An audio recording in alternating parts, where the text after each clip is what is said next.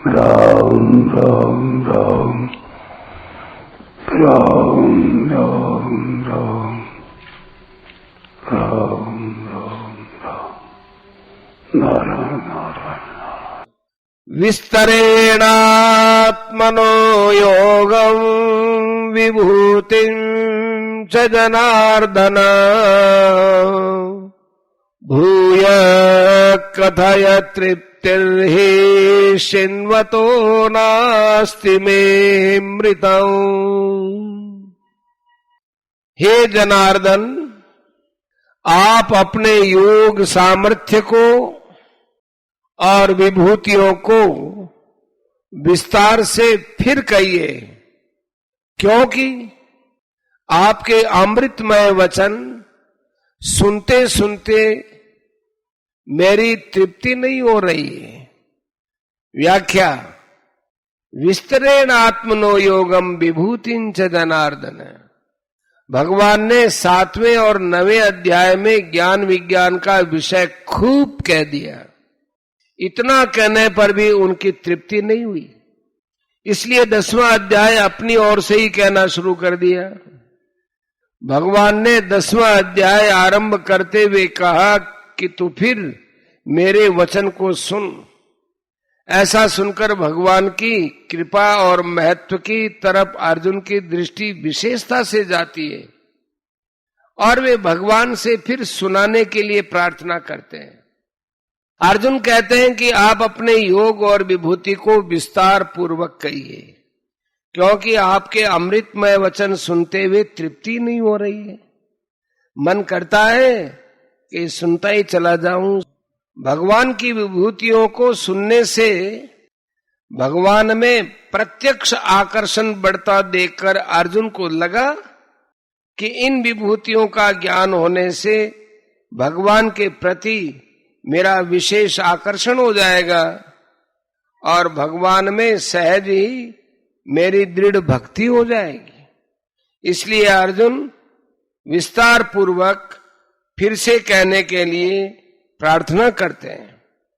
भूयः कथय तृप्तिर्हि शिन्वतो नास्ति मे मृतम्। अर्जुन श्रेय का साधन चाहते हैं। 2 अध्याय का 7वां, 3 अध्याय का 2, 5वें अध्याय का 1 श्लोक। और भगवान ने विभूति एवं योग को तत्व से जानने का फल अपने में दृढ़ भक्ति होना बताया है, 10वें का 7वां।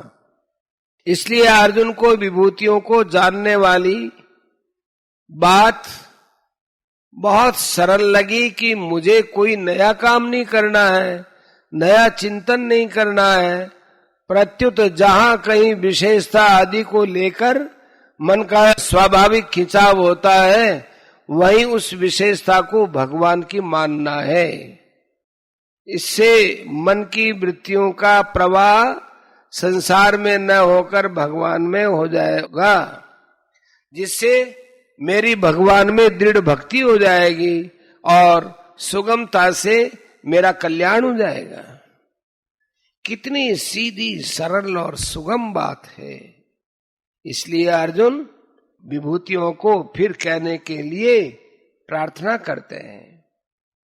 जैसे कोई भोजन करने बैठे और भोजन में कोई वस्तु प्रिय मालूम दे तो उसमें उसकी रुचि बढ़ती है और वह बार बार उस प्रिय वस्तु को मांगता है, पर उस रुचि में 2 बाधाएं लगती है। एक तो वह वस्तु अगर कम मात्रा में होती है तो पूरी तृप्ति नहीं मिलती, और दूसरी, वह वस्तु अधिक मात्रा में होने पर भी पेट भर जाने से अधिक नहीं खाई जा सकती।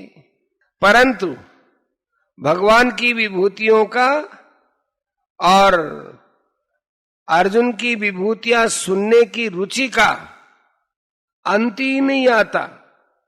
कानों के द्वारा अमृतमय वचनों को सुनते हुए न तो उन वचनों का अंत आता है और न उनको सुनते हुए तृप्ति ही होती है। अतः अर्जुन भगवान से प्रार्थना करते हुए कहते हैं कि आप ऐसे अमृतमय वचन सुनाते ही जाइए।